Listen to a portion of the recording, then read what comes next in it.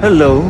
Our story begins on the steps of the Jedi Temple. Ahsoka was speeding away from the temple, tears fleeing from her eyes. Behind her, the sound of Anakin calling out her name echoed towards her. She slowed down.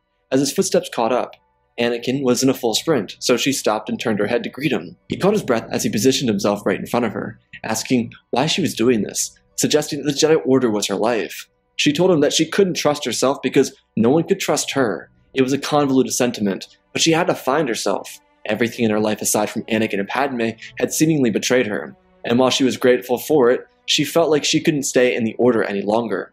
Ahsoka suggested that she had to sort this out on her own without the guidance of the Council and without Anakin. He suggested that he understood wanting to walk away from the Order, and without missing a beat, Ahsoka told him that she knew. It caught Anakin off guard and he turned around. She prepared to walk away, but Anakin couldn't let her. He didn't want her to completely vanish. There had to be something. His mind raced. Ahsoka was getting smaller and smaller as she walked towards the edge of the steps. Anakin thought of something to say, so he ran forward and called out her name once more. He told her that there might be something that would make it easier for her. Anakin respected the boundaries that she was setting, but at the very least, very least, he could maybe assist her. Just maybe. Ahsoka turned back and looked at Anakin. There was fear on her face. She was stressed and afraid. The task ahead of her was terrifying. To find herself, it was an arduous process, and after having spent an entire lifetime in the Order, how could she? Anakin told her that he could maybe arrange something for her. She looked in a confused manner, but he simply told her that he was trying to think of how to say it. So, he straight up told her that since it didn't technically matter at this point because she wasn't a Jedi, he was married. Ahsoka looked at Anakin with a hint of confusion. Not confusion because she was surprised that he was married, more so it was confusion for the fact that Anakin thought she didn't know. The face she wore said, "Really?" Anakin looked at her and then to the sides. He shrugged and said he figured he'd make sure it was clear. Ahsoka was quick to react. She told Anakin that it was already very clear. Anyways, they got around to the main point. Anakin told her that he didn't want to impede on her finding herself or starting her own journey, but he would feel a lot better if he could at the very least ensure she had a place to call home. He'd feel better if she could.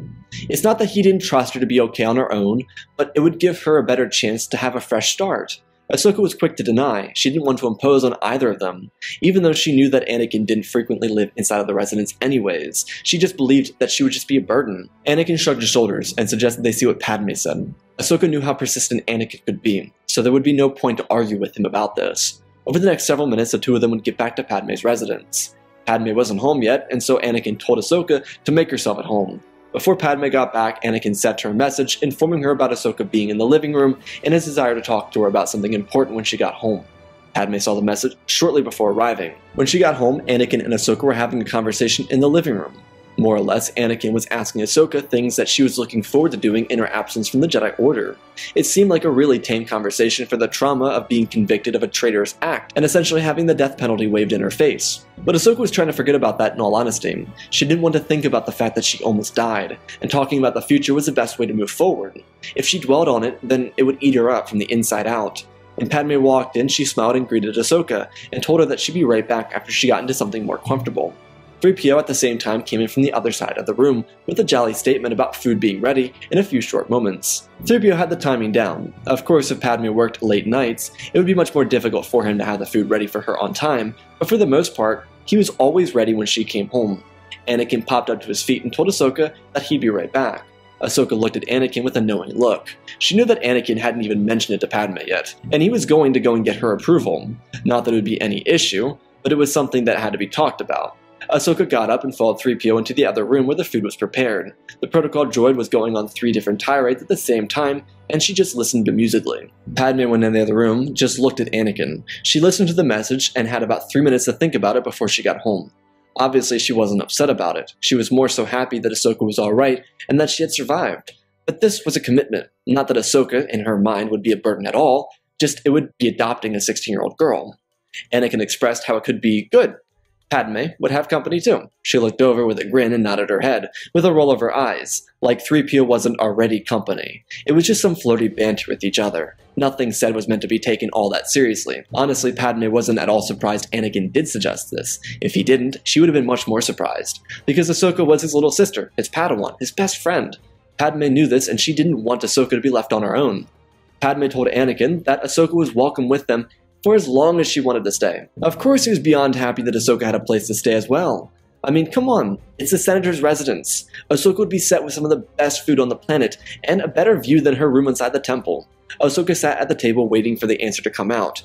While she was friendly with both Anakin and Padme, she didn't actually expect to be offered a permanent residence inside the home.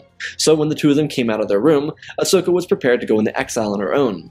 But before she could even muster up the thoughts of such a life, Padme, with the largest smile across her face, told Ahsoka that she would love to have her here. Ahsoka was taken aback. She didn't expect such a quick result. Padme and Anakin weren't out of the room for more than 2 minutes, so it seemed like there wasn't even a debate about it. Just simply, hey, I thought Ahsoka could stay with us, and okay, sounds good. It was basically what happened. Padme and Anakin would sit down and begin their dinner with Ahsoka, a dinner that would be filled with conversations. All of them were lighthearted and fun. Ahsoka even got to hear about the amazing sand line from Naboo. She was getting all the tea on the relationship, as well as Padme and Anakin about what Ahsoka was thinking of doing with her life from here on out. There wasn't a mention of the Jedi nor the trial that happened shortly before they arrived here. They were all ready to move on from such an insidious situation.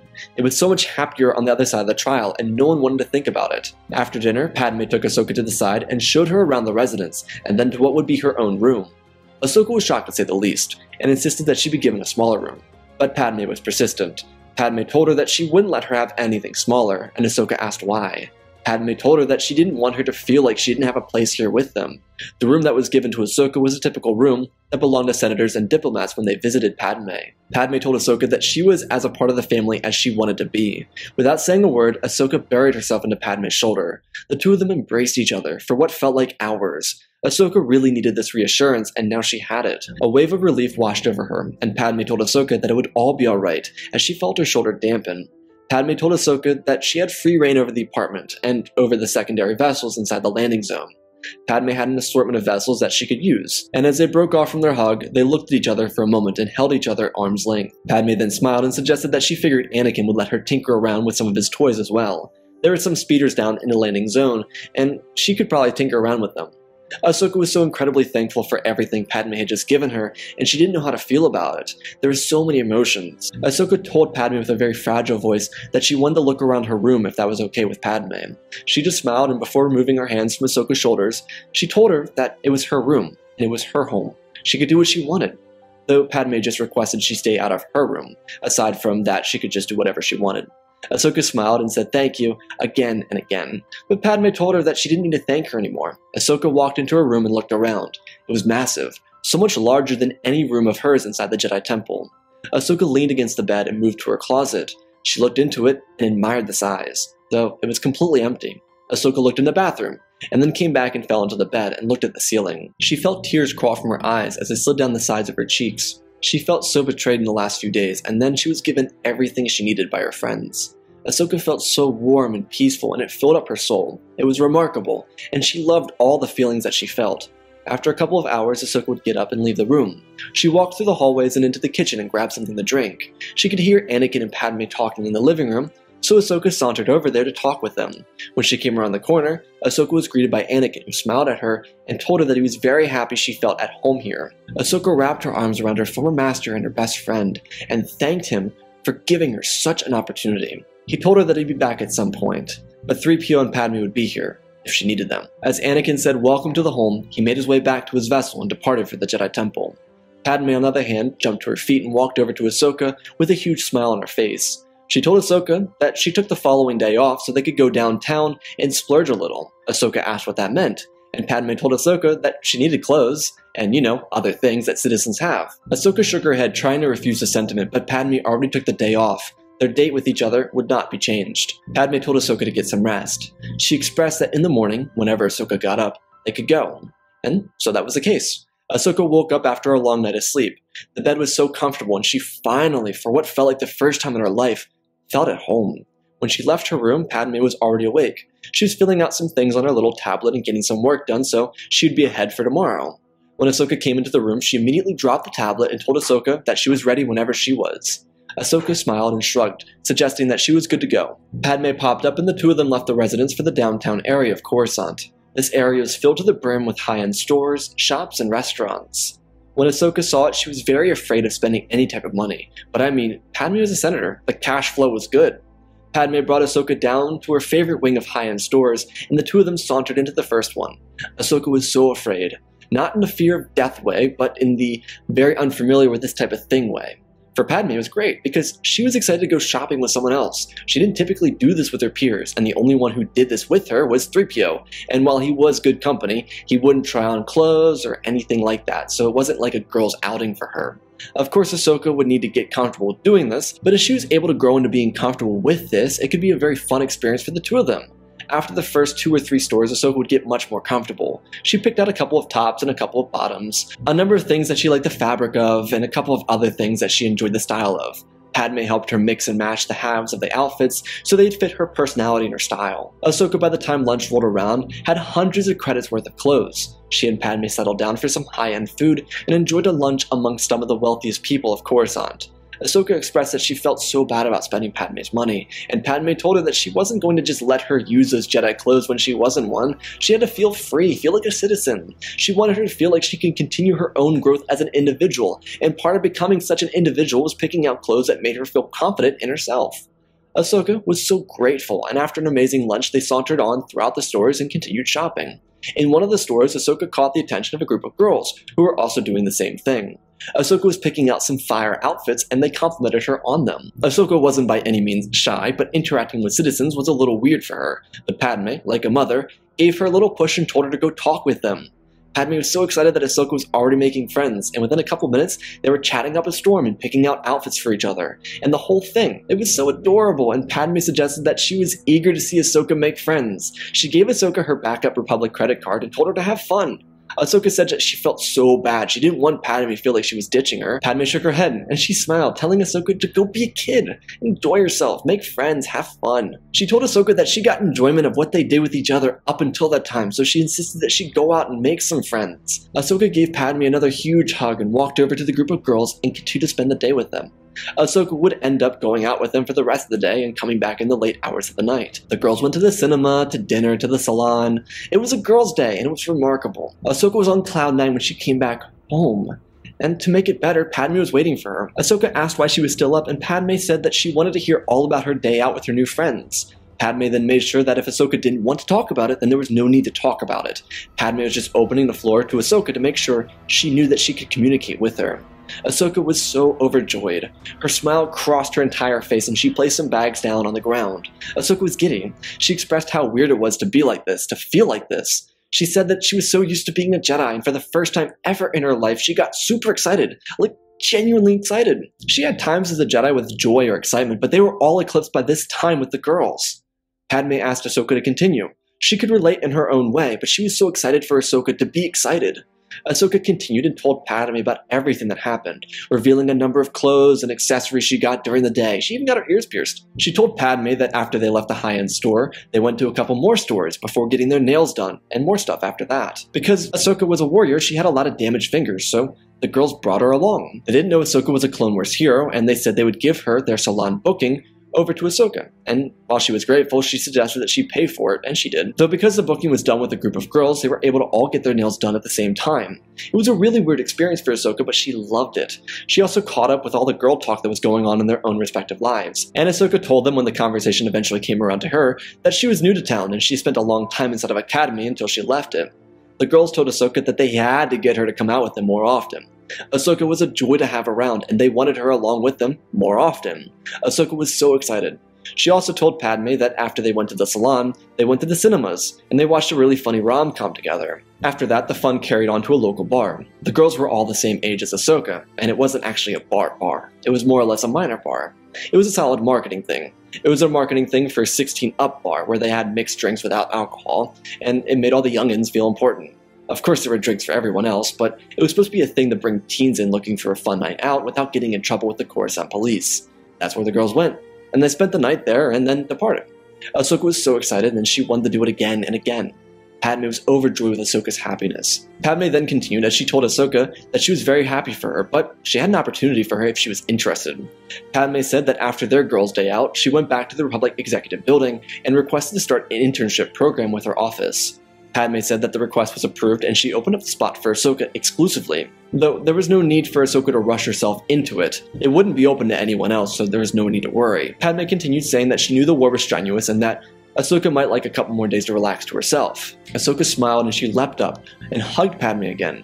She expressed her happiness with it, and said that she would love to, though she would like a couple more days, and probably wait until the following week to do it. Padme told her to take as much time as she needed. Within the coming days, Ahsoka and her friends would go out once or twice more, and Ahsoka would spend more time with Padme as well. Ahsoka wanted to make sure Padme knew how appreciative she was, and spent as much time with her as she could. So Ahsoka could go out during the day and come back at night before Padme got home, and spend time with her there. Padme then suggested that they go out and get some more professional outfits for Ahsoka for her first day on the job. They did so, and Ahsoka was set for her first day to go at the internship. The thing Padme never talked about was the fact that the internship was a paid internship, which meant that for Ahsoka, she could open her own bank account with the Republic banking system, the same one Padme had. This was by no means a way for Padme to get Ahsoka off her credit card, because Padme even put an extra 10,000 credits into the account before they opened it. She also didn't tell Ahsoka about the extra credits that she put into it. When Ahsoka found out, she felt so bad, and she told Padme that she'd pay her back for it. But to Padme, that wasn't necessary. It was the least she could do. What wasn't the least she could do? Regardless, the following week, Ahsoka would jump into her position inside the Republic Executive Building. She would work in the offices of the Delegation of 2000, which meant she was around Padme and all of her allies. She got to hear all the discussions around the current policies that Palpatine was enacting. Ahsoka wasn't all that keen on Palpatine to begin with, but she suggested she was fine with him for Skywalker's sake. But now she was unable to stand hearing about him. It would be several weeks before she next saw Anakin again. By the time Anakin came back, Ahsoka was getting in the flow of her actual life. She and Padme were closer than ever before, and Ahsoka was the happiest she'd ever been. She didn't know how to express her happiness. Her excitement radiated off of her, and she was basically floating around. Anakin was so happy that she was so excited. When Anakin came back, he and Ahsoka would talk about how she felt, how her new life was going for her. On the other hand, Anakin would tell her about everything going on in the war and on the battlefronts. Anakin was excited that she was able to find home here with Padme. He and Ahsoka went down to the small garage area they had inside the residence and began working on the project Anakin started a while back. Their conversation was very similar to the conversations shared by both Padme and Ahsoka over the last couple of weeks. The cool thing is, the dynamic didn't change between any of them. It wasn't like Anakin and Padme became Ahsoka's mother and father. It was more or less they saw her as one of them, one of their family. Ahsoka's friends were coming over for the night, which Padme was fine with, and this gave Anakin and Padme time to talk about something that Padme really wanted to talk to Anakin about. In a similar way to how their conversation went before, this would mirror. Padme would suggest that instead of allowing Ahsoka to just stay inside the residence, that they actually adopt her legally. Of course, Anakin couldn't be on the document, but it would be a cute gift to Ahsoka to say that she was officially part of the family. Anakin was so on board, like totally on board with this. In the other room, all the girls were asking who the guy was who was walking around the house, like, OMG, who is he? Ahsoka told all of them that he was her older brother. The girls immediately asked if he was single, and Ahsoka shook her head, saying that he was already situated. She didn't make a big deal of this, but Ahsoka knew her friends. They didn't pay a lot of attention to the media in the Republic. Why would they? They were kids. Ahsoka, being a war hero and one of the faces of the Republic war effort, should have given something away, but her friends didn't care. Their families also didn't care. They were making a ton of money off the war, just like a lot of other upper-class families in the Republic. So why pay attention to it when it was just free money filling their pockets? As long as they were winning the war, no need to care about who the heroes or the clones of the war were. Initially, this did keep Ahsoka up for a couple nights, but she actually couldn't blame them. It's not their fault they didn't care. Why would they? Coruscant was untouchable. The CIS couldn't get into it, and there hadn't been an attack on the core in 1,000 years. The war was so far removed from their lives that they just didn't have a real reason to know or care. Once Ahsoka understood that there were different perspectives to all of this, she moved on and didn't make a mention of it. Of course, she knew her cover would be blown if they found out who Ahsoka Tano was, but she didn't think they would care. It was the truth. Over the next couple of months, the war would intensify, and Ahsoka would go and spend the night at her friends' houses and so forth.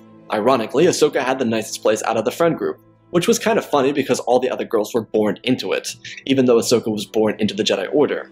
Ahsoka's time in the internship was great, and her friendships blossomed. Though upon one of her sleepovers, one of the parents would recognize her and point it out, but it wasn't really a big deal, it wasn't like an accusation. So what, she could just use the Force, better for the girls. Not that they had any issues since Ahsoka's arrival, but for the parents it was just more so of an assurance that their girls would be safe. Not that they saw Ahsoka as any hired help or anything, but if she was a warrior, then she'd be able to keep her friends safe, unlike anyone else, which was true. Ironically, one of the nights after she was revealed to be a former Jedi, they were followed a couple blocks by a group of non-super individuals. These guys wouldn't really remember much of anything else up until their following of the girls. Ahsoka made short work of them, and the others were thankful, but also found it to be good banter for afterwards. There'd be few occasions when Ahsoka would see Anakin, but for the most part, she and the senator became really close. And one night, Padme surprised Ahsoka with the adoption papers that legally made Padme her guardian. For both Padme and Anakin, it wasn't much other than to say that Ahsoka was their family, and it's pretty much exactly how Ahsoka saw it.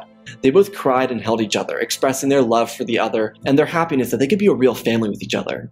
A number of weeks would go by, and Coruscant would be under siege. Ahsoka was inside the Republic Executive Building when it happened. She was able to get Padme, Bail, and Mon to safety, as well as another grouping of senators. She also learned that Palpatine was captured, and kind of hoped that he would die in Grievous's hands. It would make everything a lot easier. That was far from the truth. In the next several hours, Dooku would be killed and Palpatine was brought back to Coruscant in one piece. Padme and Ahsoka would greet Anakin when he and Palpatine returned from the Invisible Hand, though there would be no exciting news for Anakin regarding children, which wasn't a big deal. Having Ahsoka around was such a great joy to both Anakin and Padme, and they also didn't really have too much alone time necessary to make that happen, which wasn't also really a big deal for them either. They found a lot of other things to be much more important in their bond with each other anyways. Without the worry of children or childbirth, Anakin would spend his day going from Padme's office to the Chancellor's office, then back to the Jedi Temple. He learned that he was being placed on the High Council as Palpatine's personal representative. Anakin found this exciting, but without the rank of Jedi Master, he was a little disappointed in the resolution. While it may have been a little bit of a disappointment, he was still able to come home and be able to spend time with his best friends. Ahsoka and Padme were happy to have him home, and Anakin got to learn about how far Ahsoka had progressed in her internship with the Galactic Senate. She was also making bank too, which made her feel a slight empowerment, especially since she didn't have to leech off of Padme for funds anymore, which wasn't a problem anyways. The three of them caught up and enjoyed each other's company, until Ahsoka told them that she was going out for the night, so she would see them in the morning. For Anakin and Padme, this was cool because they got to enjoy spending time with each other alone. This initially started with enjoying each other's company and worked its way up the ladder from there. You can use your imagination. Ahsoka, on the other hand, was having the time of her life, joining her girlies and going out for another girls' night on the town. Ahsoka, ironically, was the oldest out of the group, so she was leading her friends on the escapade across the party district of Coruscant. Since leaving the Order and finding herself, Ahsoka was able to not just enjoy life without the Jedi Code, but enjoy being herself. She still practiced in the Force and that wasn't a big deal, but she was also able to not just fancy growth in her career, but find interest in hobbies, friendly relationship, and of course boys.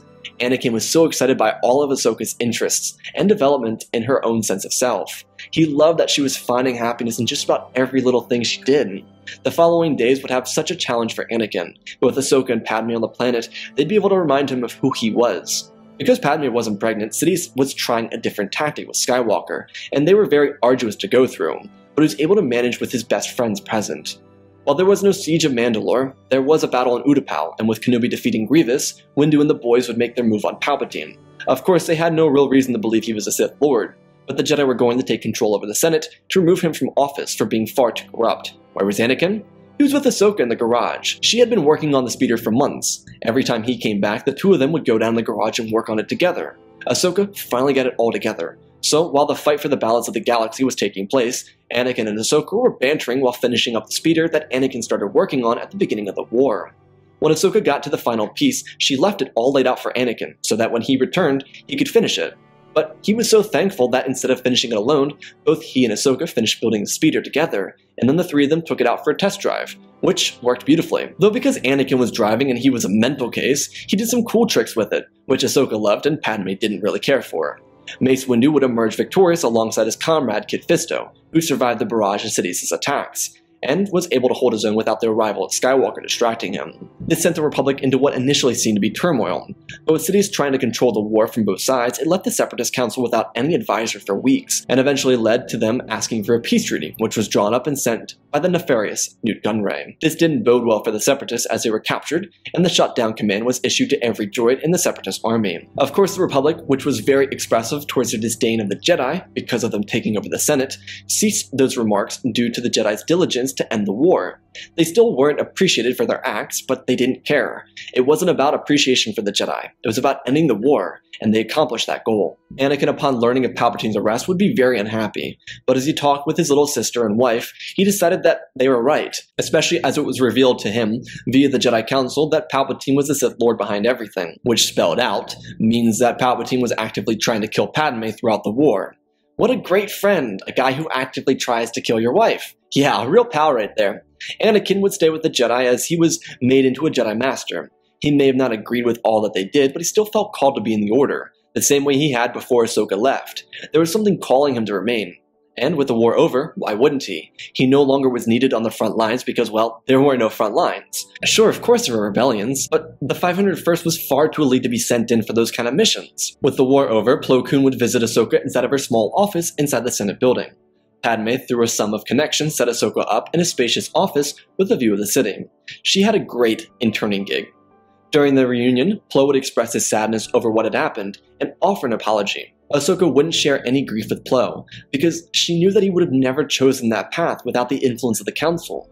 As their conversations moved on, Plo asked about her interest and what she wanted to do. She thought that maybe a career in politics might suit her, believe it or not, and Plo asked if she would become Shili's first senator in the last century or so. Ahsoka thought about it for a moment. It was a lot of responsibility, but why not? She served her people, surely she could win their vote. And she spent so much time with the other senators that bringing Shili into the Galactic Senate would only aid the delegation of 2,000.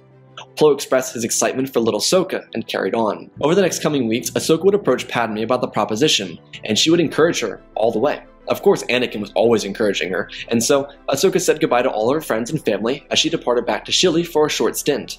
The governor of the planet expressed eagerness to continue this journey with Ahsoka, and she was unanimously voted into office by her people because, well, she saved them from the Zygerians in the war. Ahsoka's friends would come out and visit her out on Shili and support her through the most challenging times, though they would get to meet Ahsoka's real parents, who she became friendly with. Of course, when Ahsoka won, she and her friends returned to Coruscant to go house hunting, and you wouldn't believe the prize they bought themselves. It was a beautiful high-rise in the Senator's district of Coruscant.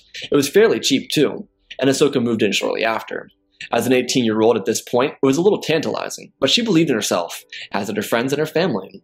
Her housewarming party would be elegant and filled with some of her closest friends. Plo Koon, Obi-Wan Kenobi, Anakin, and even Yoda showed up, as well as Padme, Ryo Chuchi, Bail Organa, Mon Mothma. It was a celebration for little Ahsoka moving up in the world. She never imagined that she would make it this far on her own, but she did. Ahsoka as a senator would help Padme secure the votes to become the interim chancellor. The Republic had been floating in between interim chancellors, and none of them got anything done, mostly because they were trying to get support from the banking clans or the Commerce Guild. It was really a whole thing, and they were just continuously voted out of office. Bail didn't really like the role of Chancellor, and Padme had been the head runner for the delegation of 2,000 for forever, so it made sense naturally for her to fall into the role of Chancellor. Though the timing would be kind of awkward because Padme and Anakin would have their first daughter in Leia Skywalker. With Anakin always on Coruscant and 3PO always around, it wasn't hard to take care of her, not to mention Senator Aunt Titano was always around too. Over time, Ahsoka would become the aunt for the twins, Luke and Ellie Skywalker. It would be at this point when Anakin would leave the Jedi Order. Over all this time, Ahsoka never lost touch with the Force and used it constantly. But her interest in other things inspired her to foster growth elsewhere, without ever falling out of touch with what made her, her. Ahsoka would also find herself a lovely boy, and he would move in with her, until he was caught cheating, and he was kicked out. Nothing could keep Ahsoka down though. Her girlies were right there by her side through it all, and so she was never alone. She treaded the challenges like she had every challenge before her, and eventually found the right one, the deserving one. Ahsoka would continue in the Senate for years and foster great growth on her home world, allowing the Shili to be seen in a greater view to the rest of the galaxy. It also didn't take long after the Clone Wars for it to happen, especially with Padme serving as interim chancellor. She got a lot of work done for the galaxy, and helped it truly heal. She was also the reason Darth Maul and his fledgling criminal empire were wiped from the face of the galaxy after the Republic blockaded Mandalore and captured the system. Bo-Katan would be lifted up to a role that once belonged to her sister, and take charge of a fractured society. With the Sith completely erased from existence, and the Jedi having not lost themselves due to a purge, the galaxy was in good hands. As for the Skywalkers, they enjoyed the lives they should have always had, and once Ahsoka wanted, she had herself a kid, one that would be the youngest to Leia, Luke, and Ellie, but would fit right in one big, happy family. And that, my friends, is our story. Again, special thanks to Galvin Gaming, Tristan, Darth Revan, Pimp Daddy Bane, The Last Jedi, Apollo, The Eternal Padawan, Jedi Sloth, Mr. Yeet Gamer, Madman Studios, Anakin 003, Lemon Knight, Rex the Wolf, the man with 3 first names, Dartsing46, Baron Joshua, and Lord Edwing for supporting the channel. Smash that like button for wholesome videos! We love wholesome videos! Also, if you want to support me in other ways, go check out the Patreon. Let's talk about this wholesome video. Oh my gosh! So cute. So freaking cute. I loved it. I really don't have much to say. This video, I know there wasn't like big action sequences or a fight. I don't really care, honestly. This video was wholesome. It was wholesome. It was so happy. Why couldn't it have happened? I'm going to die of cuteness overload. I don't have anything else to say. I'm so happy. I'm so happy. This is so cute. I hope you all enjoyed this video. It was adorable. I had to draw it out, you know. Obviously, I wanted Ahsoka to feel natural in this and let her kind of develop naturally as an individual. I know in, like, her development, she goes further down the path of Force user, and I thought this would be just an interesting way to take her on a different path, let her become kind of a face, a figurehead for her people, and also be herself, and also just get to enjoy being her. You know, she's still a kid when she leaves the Order, so, like, let her be a kid, you know? And that's what I thought was natural, and it was kind of fun. It was wholesome, it was fun, it was cute, you know? Let's not look too deep into it. It was so adorable. I love it. Anyways, I hope you all enjoyed. I love you all. Spread the love. And always remember, my friends, may the Force be with you.